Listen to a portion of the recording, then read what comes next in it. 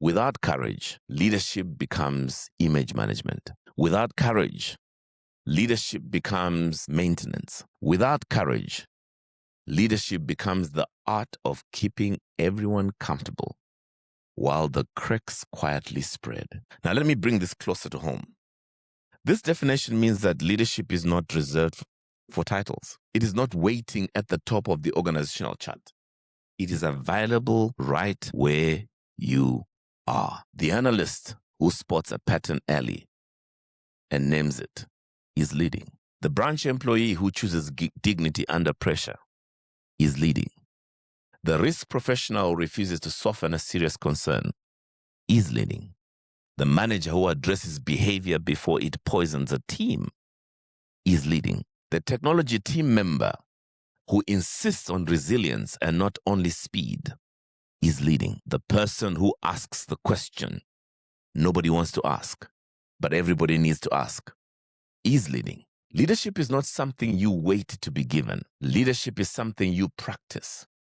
And if you do not practice it in small moments, you will not suddenly find it in big moments. Now, let us make this room real. On a notepad somewhere, while you're listening to me, I want you to write something.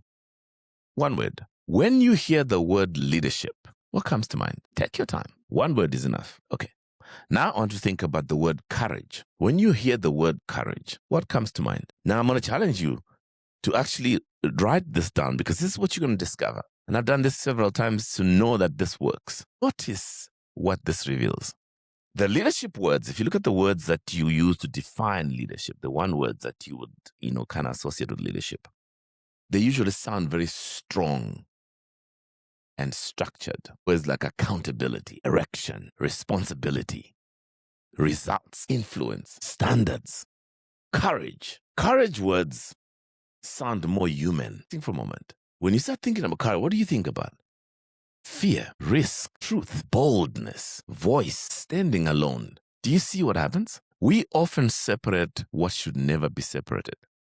We speak about leadership as performance. Then we speak about courage as emotion. But real leadership is where these two meet. Real leadership is what happens when responsibility meets fear and still chooses the truth. Real leadership is what happens when pressure rises and values stay standing. Real leadership is what happens when your voice shakes a little, but you speak anyway. So when we say dare to lead, we're not talking about personality. We're not talking about being the strongest voice in the room. Choosing discomfort in service to the future. We're talking about speaking before silence becomes a culture.